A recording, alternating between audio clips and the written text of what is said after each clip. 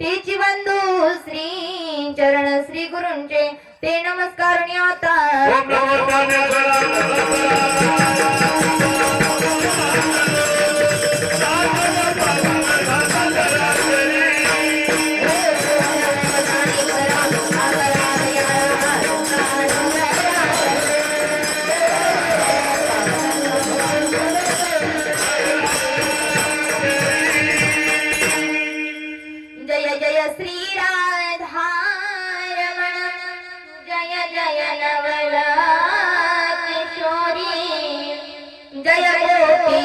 चोर प्रभु जय जय माखन चोर राधागिरी स्वामी मैं राधे को दास जन्म जन्म मोहे दीजियो प्रभु तुम्हें चरण को वास सच्चिदानंद पाया विश्वपत्या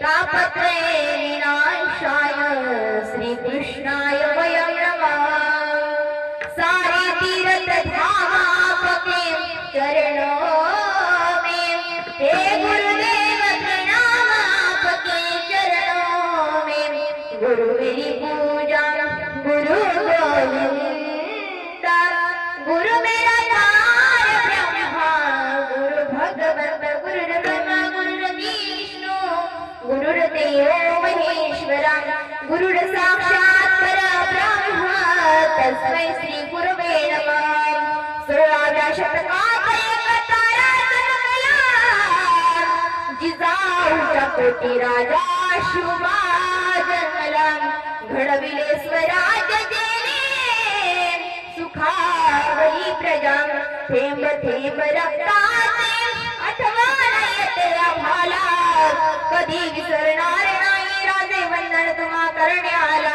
मी कलाकुसरी काहीच नेने बोलतो वचनी अति भाविका एका जनार्दनी तुमचा दास त्याची आस पुरे व्हावी चलो आओ पवन कुमार पधारो हरी चले आओ पवन कुमार पधारो हरी पधारो हरी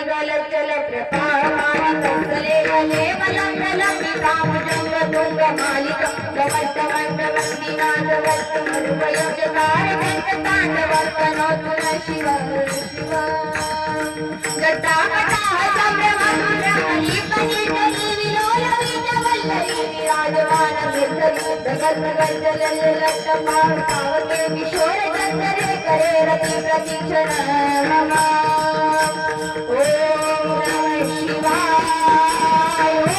नमः शिवाय ओम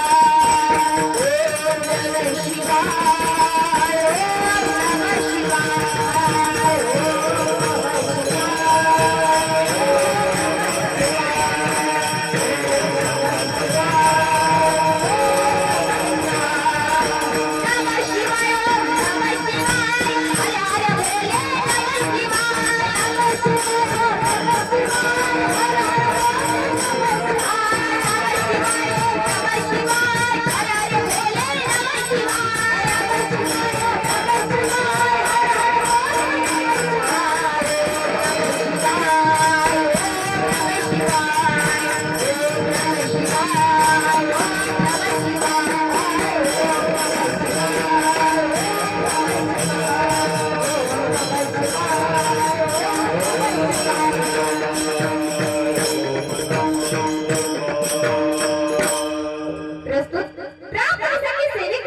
संत सम्राट वैराग्याचे मूर्तिमंत पुतळे संत माने जग माने ईश्वर मान्य जगतांचे गुरु चराचरांचे गुरु स्वराज्य निर्मित छत्रपती शिवाजी महाराजांचे गुरु ज्यांनी कधी केलं नाही परमार्थाचा आळस तेच वंदनीय जगद्गुरु तुकोबराय झाले वारकरी संप्रदायाचे कळस असे कलशस्थानी शोभणारे श्री संत तुकोबराय यांचा चार जन्माचा आणि नामाचं महत्त्व सांगणारा अभंग आजचे कीर्तन रूपी सेवेकरता निवडला विठाल विठाल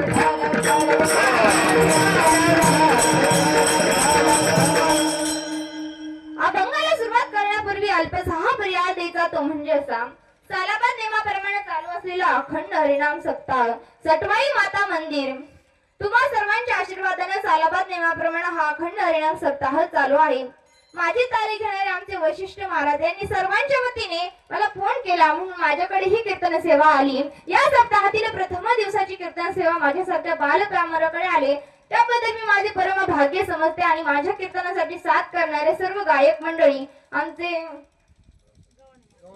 गव्हाणे महाराज असतील सर्व टाळकरी मंडळी राधा दिदी असतील ज्ञानेश्वरी महाराज असतील रगे महाराज असतील आणि सर्व टाळकरी मंडळी आमचे विनेकरी बाबा मृदंगाचार्य अतिशय गोड असा मृदंग वाजतात त्यांचं मदन महाराज अतिशय गोड असा मृदंग वाजवतात माझे गुरुवर्य सुद्धा माझ्या कीर्तनासाठी उपस्थित आहे हरिभक्त वरण कांतमाई वैसाई महाराज सोनटक्के हे सुद्धा माझ्या कीर्तनाकरता उपस्थित आहेत तुम्हा सर्वांच्या आशीर्वादाने अरे पहिला नमस्कार त्या भगवंताला ज्यानं ही सुंदर सृष्टी निर्माण केली दुसरा नमस्कार माझ्या आई वडिलांना ज्यांनी मला जन्म दिला तिसरा नमस्कार माझ्या गुरुवर्यांना ज्यांनी मला ज्ञान दिलं चौथा नमस्कार तुम्हा सगळ्यांना ज्यांनी मला कीर्तन करण्याची संधी दिली विठाला विठाल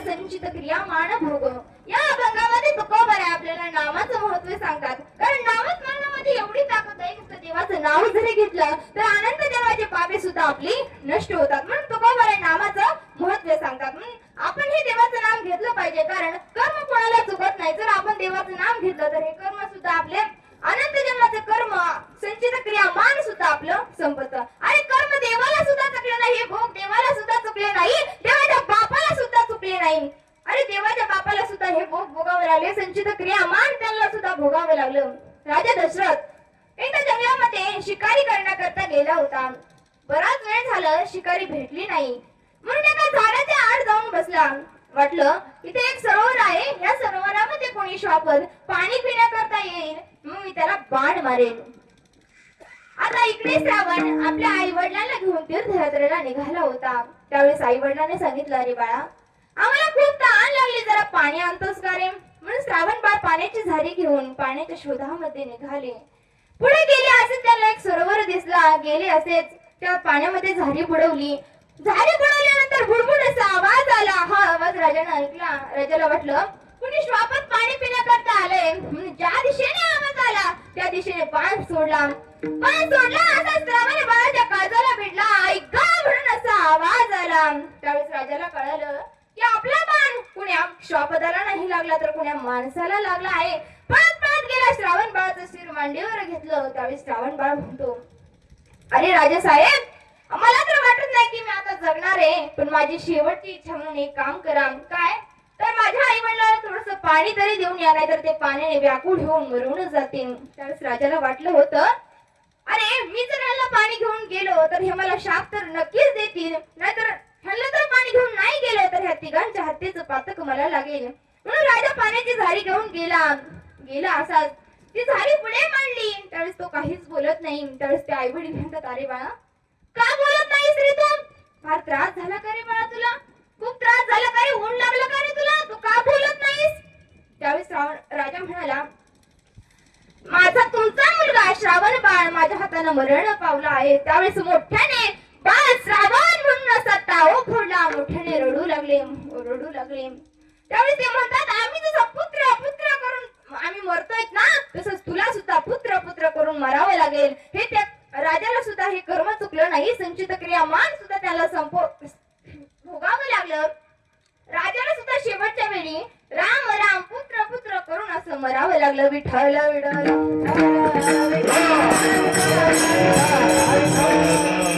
आता तसं जर पाहिजे झालं, आपला जो वारकरी संप्रदाय आहे तो 5 अशा महान संतांवरती आधारलेला आहे. तर पहिले संत कोणते? तर नामदेव आहे. दुसरे संत आहेत ज्ञानोबा आहे. तिसरे संत आहेत नाथ महाराज. चौथे संत आहेत तुकोबा आहे. 5वे संत आहेत निळोबा आहे. या 5 मिळून सिद्ध असा संप्रदाय तयार झाला.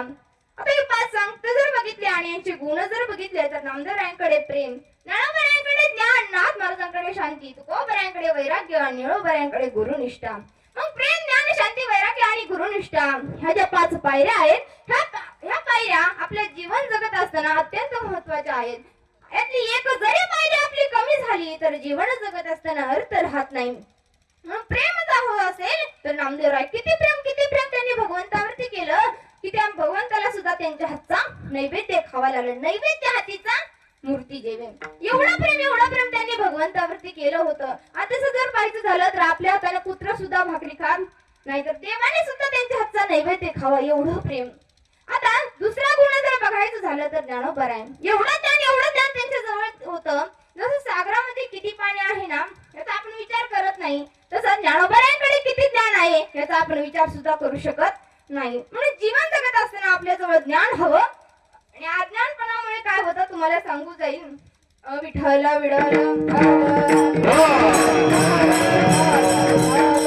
एक मनुष्य रात्रंदिवस दारू प्यायचा. त्याचा जो मुलगा होता तो एवढा हुशार होता 1ली ते 10वी पर्यंत कधीच 1 नंबर सोडला नाही. एक दिवस त्याच्या 10वीचा मुलाचा रिझल्ट होता. त्याने थोडीशी घेतली, आता घेतली कळतं ना, तसं इथं सर्व माळकरीच आहेत. त्याने थोडीशी घेतली आणि शाळेच्या गेटच्या समोर जाऊन उभा राहिला. प्रत्येक मुलगा आपला रिझल्ट घेऊन येऊ लागला. प्रत्येक मुलाला हा विचारायचा, बाळा तुझा किती नंबर आला? त्यानं सांगावं माझा 10 नंबर आला. दुसरा मुलगा आला, त्याला विचारलं तुझा किती नंबर आला? त्यानं सांगावं माझा 15 नंबर आला. तिसरा मुलगा आला, त्याला विचारलं तुझा किती नंबर आला? त्यानं सांगितलं माझा 20 नंबर आला. आता ह्याचाच मुलगा आला. तो म्हणतो, मग पिंट्या वर्गामध्ये काय दिवे लावलेस? तो म्हटलं, पिंट्या तर उड्याच मारू लागला. तो म्हटलं, अहो बाबा, सगळ्या वर्गामध्ये माझा 1 नंबर आला. तो म्हटलं, अरे पिंट्या, लाज नाही का वाटत तुला? काय झालं बाबा? अरे सगळ्या पोरांचे 10, 20 नंबर आणि तुझा फक्त 1च नंबर. हे कशामुळे? तर अज्ञानपणामुळे. विठ्ठल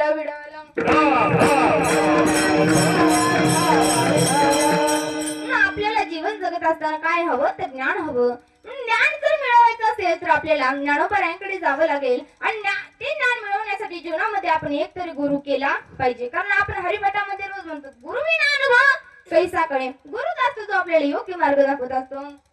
गुरु बिन कोण बतावे वाण, गुरु बिन कोण बतावे वाण, गुरु बिन कोण बतावे वाण.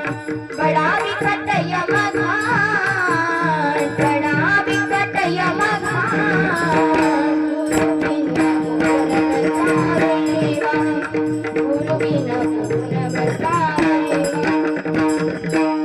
गुरुचा सुद्धा आपल्याला योग्य मार्ग दाखवत असतो. म्हणजे जीवनामध्ये आपण एक तरी गुरु केला पाहिजे. म्हणून ज्ञान जर हवं असेल तर ज्ञानोबा एवढं ज्ञान त्यांच्या जवळ होतं.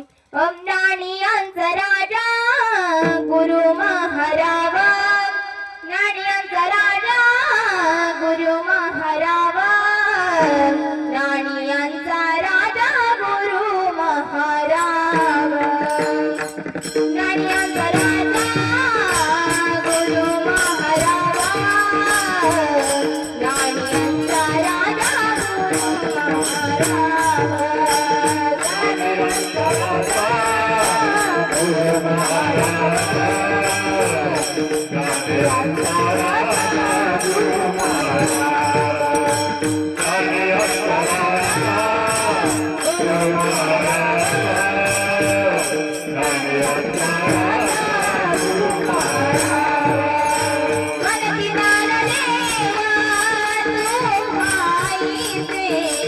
मनती प्राण देवा तुम्हाईचे मनती प्राण देवा तुम्हाईचे मनती प्राण देवा तुम्हाईचे मज कामराये काय थोरपणा मज कामराये काय थोरपणा मज कामराये काय थोरपणा मज कामराये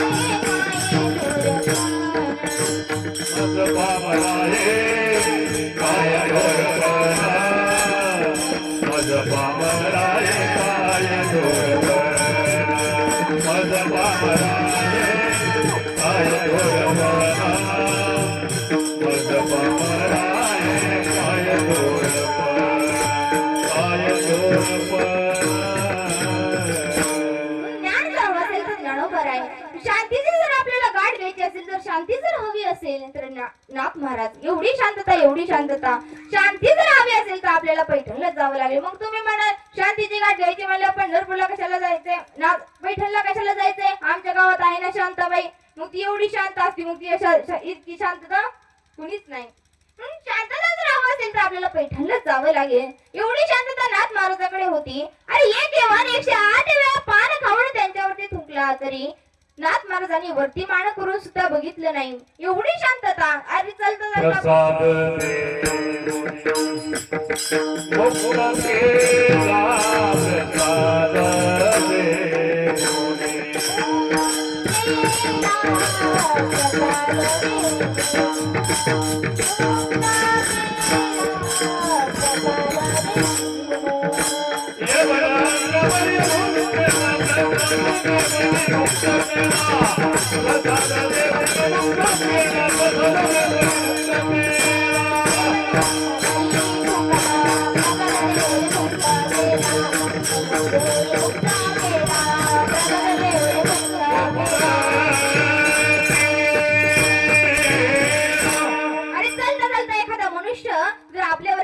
तर आपण त्याला गाडी आडून मारतो. ही शांतता आपल्याकडे पण ही शांतता नाथ महाराजांकडे नव्हती. एवढी शांतता त्यांच्या जवळ होती. अरे एक विंचू पाण्यामध्ये तडफडत होता. नाथ महाराजांना वाटलं ते विंचवाला वाचवावं. विंचवाला वाचवण्याकरता तो विंचू हातामध्ये घेतला. त्याने नांगी मारली. विंचू पाण्यामध्ये पडला. पुन्हा तडफडू लागला. पुन्हा नाथ महाराजांना वाटलं त्या विंचवाला वाचवावं. पुन्हा हातामध्ये घेतला. पुन्हा नांगी मारली. पुन्हा झटका बसला हाताला म्हणून विंचू पाण्यामध्ये पडला. परत त्याला वाचवायला लागले. त्यावेळेस एक मनुष्य म्हणला अहो महाराज कशाला त्या विंचवाला वाचवतात तो तुम्हाला नांगी मारतोय ना. नाथ महाराज म्हणले तसं नाही. नांगी मारणं हा त्याचा स्वभाव आहे. त्याला वाचवणं हा माझा स्वभाव आहे. जन्माला आलेल्या प्रत्येक मनुष्याचा एक तरी स्वभाव असतो. आता महिलांचा एक स्वभाव आहे काय अंतरीचे धावे स्वभावे बाहेरी अंतरीचे धावे स्वभावे बाहेरी अंतरीचे धावे स्वभावे बाहेरी अंतरीचे धावे स्वभावे बाहेरी घरी काय परी अवेळा अंतरीचे धावे स्वभावे बाहेरी अंतरीचे धावे स्वभावे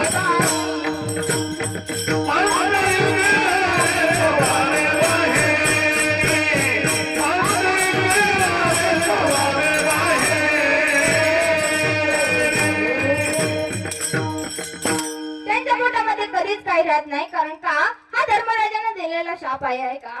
तर एकदा ज्यावेळेस कर्ण धारातीर्थी पडला होता त्यावेळेस कुंती माता त्याचं शिर मांडीवर घेऊन रडत होती. त्यावेळेस धर्मराजाने विचारलं अगं आई आपला शत्रू मेला तू आनंद व्यक्त करायचं सोडून तू रडतीयस. त्यावेळेस कुंती माता काय म्हणते कुंती सांगती देवाला कर्ण पांडवरे पहिला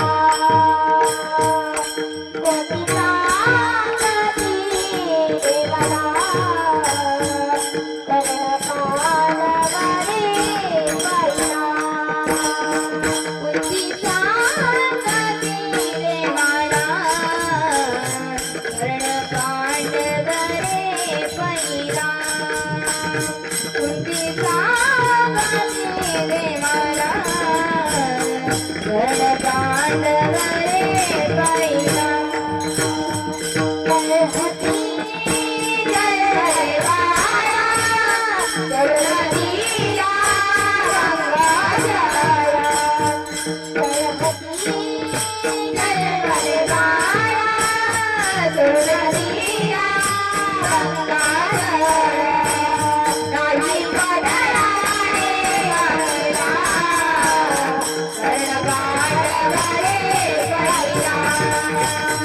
कर्ण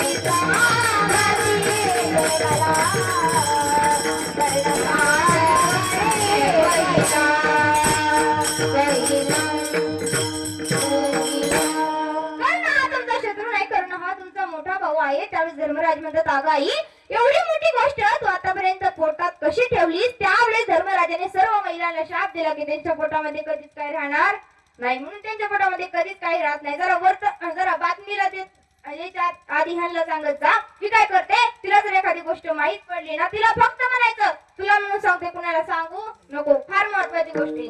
मग ती काय करते, तिच्या मैत्रिणीकडे जाते, तिला म्हणते तू माझी सखी आहे, तू माझी मैत्रीण आहे, तुला म्हणून सांगते, तू सांगू नको. असं करता करता आधी दोघींना माहित असतं, मग नंतर 4 होतात, मग 6 होतात, मग 8 होतात. असं करता करता सगळ्या गावाला माहित होतं, म्हणून त्यांच्या पोटामध्ये काही राहत नाही, कारण हा त्यांचा स्वभाव आहे. जन्माला प्रत्येक मनुष्याचा एक तरी स्वभाव असतो, विठ्ठल विठ्ठल. नाथ महाराज म्हणतात, जो आपल्याला हा मनुष्याचा नरदेह भेटला आहे ना, या नरदेहाचं सार्थक करण्यासाठी आपण देवाचं भजन केलं पाहिजे. एक माकड आणि माकडीने एका विहिरीच्या काठी गप्पा मारत बसले होते.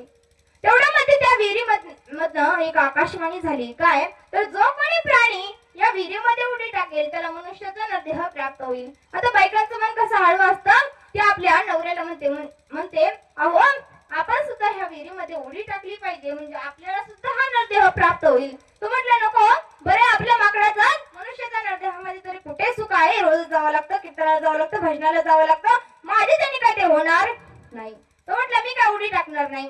ती म्हटलं अहो असं नका करू, आता स्त्रीच्या हट्टापुढे पुरुषाला हात म्हणावं लागतं. तो म्हटलं ठीक आहे, टाकतो उडी. 1 2 3 म्हटलं की दोघांनी सोबत उडी टाकायची, नाही तर तू राहायची वर आणि मीच जायचो खाली. ती म्हटली एवढा बायकोवर विश्वास नाही का? ती म्हटली आहे ना. मग 1 2 3 म्हटलं की दोघांनी सोबत उडी टाकली. असंच पुन्हा त्यांचं काय झालं, मनुष्य झाला. त्या माकडाचा दिव्य असा पुरुष झाला, त्या माकडिणीची दिव्य अशी स्त्री झाली.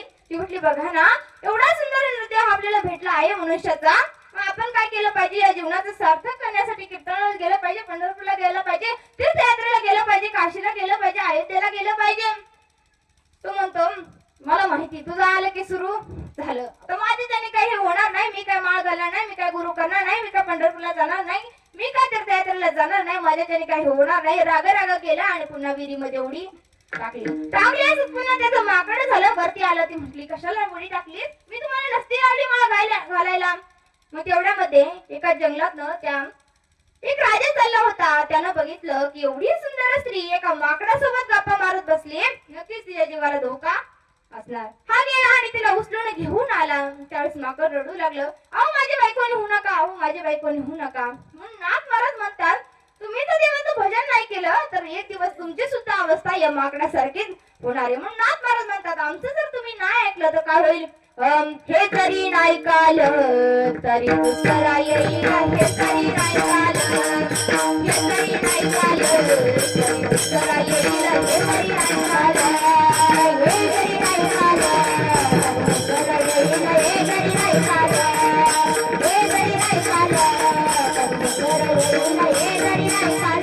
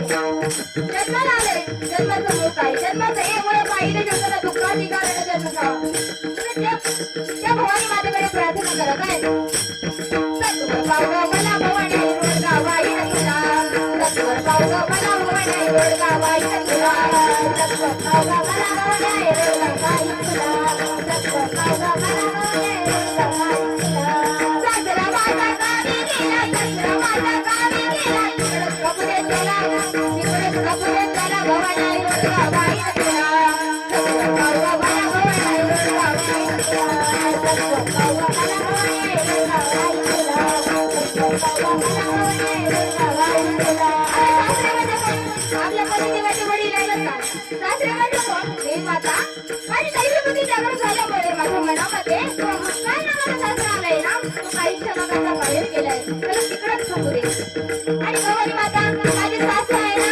ती तुझा खूप भयानक आहे काय करते सासू माझी चाल करते सासू माझी चाल करते लवकर दे गतीला भवानी आई रोडगा वाई नसला सत्वर पावगा मला भवानी रोडगा वाई नसला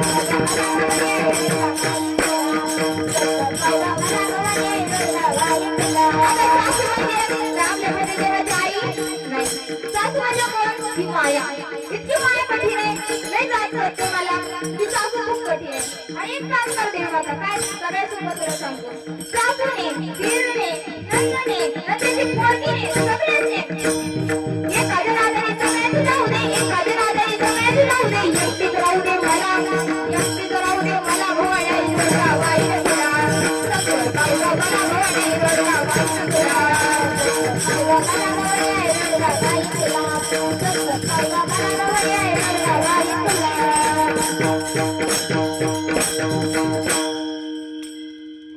नाथ महाराज म्हणतात की एवढं सांगून जर तुला परत वाटत असेल की कोणीही साथ देईल नाही तरी माझं घरदार मला आहे, माझं पाहुणे रवळे मला गणगोत सगळं आहे, माझ्याकडे पैसा आहे, अडका आहे, पण नाथ महाराज काय म्हणतात, तू म्हणशील घरदार, तू म्हणशील घरदार, हे इथंच राहील सार, अरे मेल्यावरती आपलं घर गावाच्या बाहेर, अरे घे घे घे हरिनाम घे, माया सारी सोडून दे, हात लावणी नशिबाला का रडतस ठाई ठाई, या संसारा पायी, या संसारा पायी, या संसारा पायी, या संसारा पायी, संसारा पायी, या संसारा पायी, संसारा पायी, या संसारा पायी, तू म्हणशील पैसा अडका, तू म्हणशील पैसा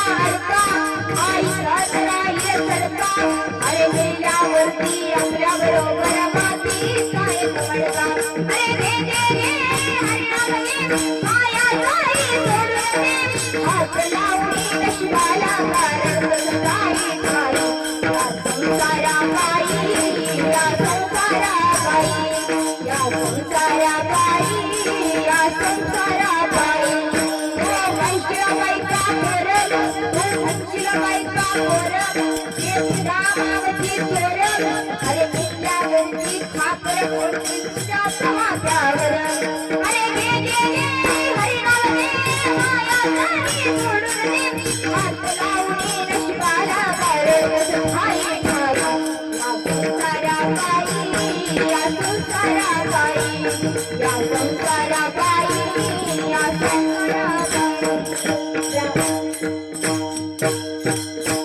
नाथ महाराज म्हणतात आता सावधान, कोणी कुणाचं नसतं, जिंदगी हे आपले किरायाचं घर आहे, किराया भाड्याचं घर आणि खाली कर, जिंदगीचा भरोसा नाही महाराज, जिंदगी का किराए का घर है, जिंदगी का किराए का घर है, एक ना एक दिन बदलना पड़ेगा, जिंदगी का किराए का घर है, एक ना एक दिन बदलना पड़ेगा, जिंदगी का किराया का घर है, एक ना एक दिन बदलना पड़ेगा, जिंदगी किराए का घर है, एक ना एक दिन बदलना पड़ेगा, ऐसी हो जाएगी तेरी हालत, ये दौलत न डालना, ऐसी हो जाएगी तेरी हालत,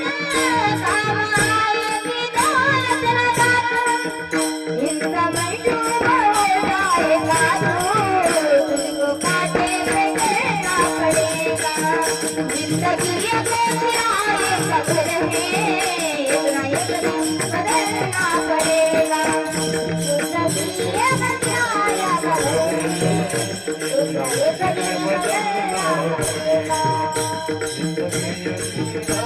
का घर है, इतना एक दिन बदलना पड़ेगा, तुकाराम महाराज म्हणतात तुझा नाही भरोसा आणि माझाही नाही भरोसा, ही जिंदगी एक किरायाचं घर आहे, मिळालेल्या अनुभवामध्ये आपण जीवनाचं सार्थक करण्यासाठी आपण कीर्तनाला गेलं पाहिजे, भजनाला गेलं पाहिजे, देवाचं नामस्मरण सुद्धा केलं पाहिजे, ना तुझा भरोसा ना माझा भरोसा, जग हे कुणाचे सांग भल्या माणसा, असो चूल माती आणि मीठ भाकर, ना भरीचे मुखी गोड सागर, सोडून तेरे धनाचा तुला सांग, जग हे कुणाचे सांग भल्या माणसा, कधी लागेल, कधी लागेल, कधी लागेल रे मेड्या तुला गोडी अभंगाची, कधी लागेल रे मेड्या तुला गोडी अभंगाची,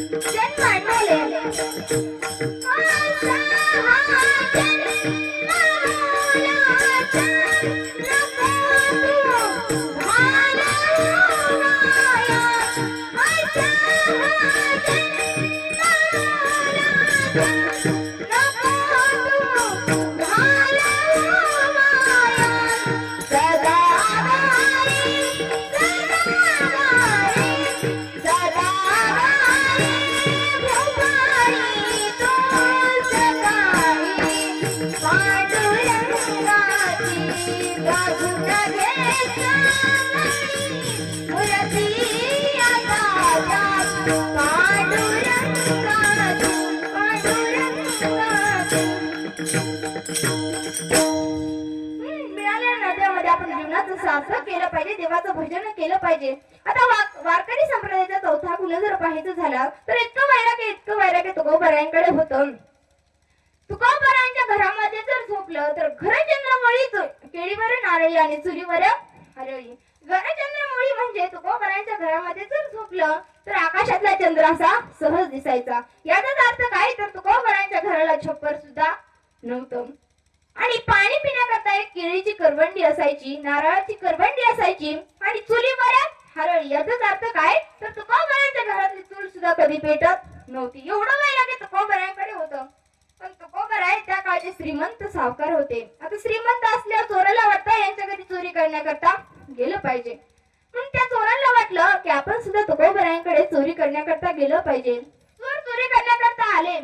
आता चोर चोरी करण्याकरता आल्यावर पहिले खिडकीतून डोकावून पाहतात. त्यांनी असं बघितलं की एवढ्या ऐन कडकडत्या थंडीमध्ये एक माता आपल्या घरच्या पत्रावर 2 मुलांना घेऊन झोपली होती.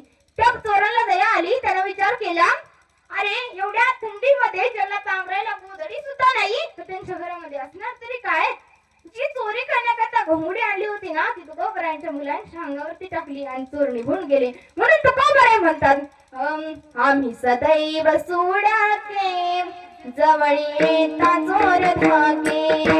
आम्ही सदैव सोडाके जवळ येता चोर धाके. जवळ येता चोर धाके.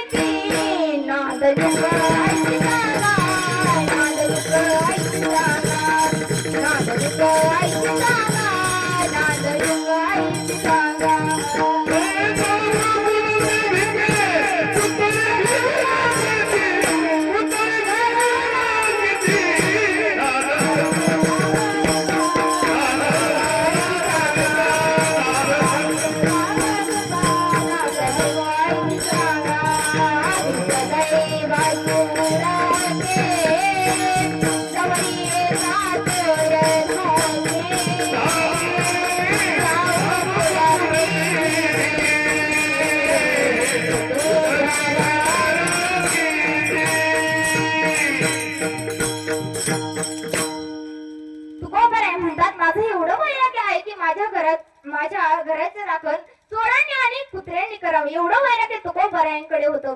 तुकोबाराय रोज एका डोंगरावरती भजन करण्याकरता जायचे. एक दिवस जिजाबाईंनी विचारलं, अहो स्वामी नेमकं कोणत्या डोंगरावरती जातात हे सांगून तरी जात जा. कारण हे काय विचारत होते जिजामाता तर तुकोबाराय जेवल्याशिवाय जिजामाता जेवत नव्हत्या. कारण त्या पतिव्रता आहेत. नंतर काय काय पतिवार्ता असतात. आता पतिव्रता कशा असतात तुम्हाला सांगू जाईल. पतिव्रतेचा नेम धर्म हा तुम्ही समजून आपुल्या पतीला नित्य मानती देवा समान. आपुल्या पतीला नित्य मानती देवा समान. पतीला आला राग तरी घेते समजून अपराधाची क्षमा मागते पदर पसरून. अपराधाची क्षमा मागते पदर पसरून.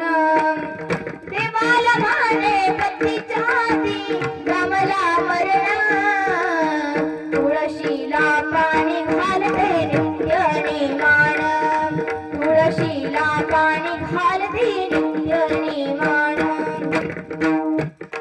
तिला म्हणायचं पतिव्रता पतिव्रता कशा असतात तुम्हाला सांगूच आहे एक दोन नवरा बायको एका घरामध्ये राहत होते पण त्या नवऱ्याचा आपल्या बायकोवरती एवढा जीव होता तो ऑफिसून सुटला की पळतच घरी यायचा एक दिवस त्याच्या मित्राने त्याला सांगितलं अरे रोज रोज घरी काय तुझा बटुडा असतं काय रोज रोज घरी कशाला पळतोस अरे माझी बायको पतिव्रता आहे ना मग ती मी घरी गेल्याशिवाय पाणी सुद्धा पित नाही तो म्हटला का आई खरं नसतं असंच म्हणत असतात आणि घरी सगळं खात असतात तो म्हटलं तसं नाही माझी बायको पतिव्रता आहे तो म्हटलं तू परीक्षा तर घेऊन बघ तो म्हटलं ठीक आहे आज जातो आणि परीक्षाच घेतो हा घरी आला आणि बायकोला म्हणायला लागला मला उद्या सकाळी लवकर जायचं आहे मला लवकर डबा करून दे ही बिचारी दुसऱ्या दिवशी सकाळी लवकर उठली त्याला डबा करून दिला चहा केला नाश्ता केला पण हा सुद्धा 72 नोकरीवाला होता हा पडून गेला मागच्या गल्लीतून जाऊन याच्याच वरच्या माडीवर जाऊन बसला तईनं पार येशीपर्यंत जाऊन बघितलं तिला कोणी दिसलं नाही ती म्हटली आता आपलंच राज्य झाले रामराज्य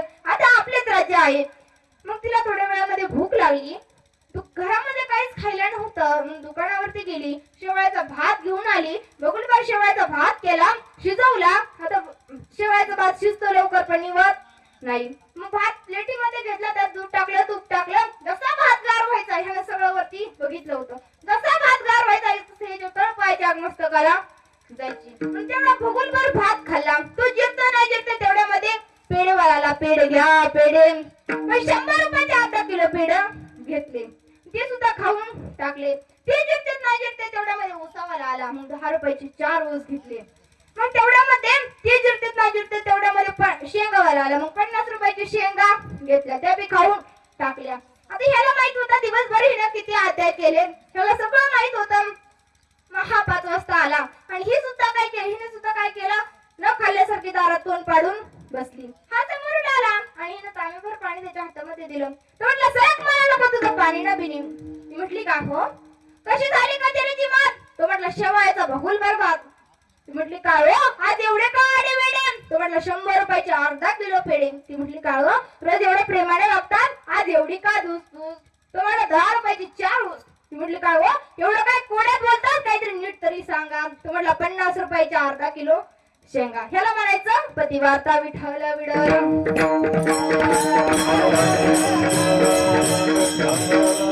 तुकोबराच्या पत्नी होत्या त्या अतिशय पतिव्रता होत्या तुकोबरा रात्रंदिवस देवाचं भजन करायचं तुम्ही सुद्धा इथं सर्वांनी वरती हात घ्या सर्वांनी विठ्ठल माझा माझा माझा माझा माझा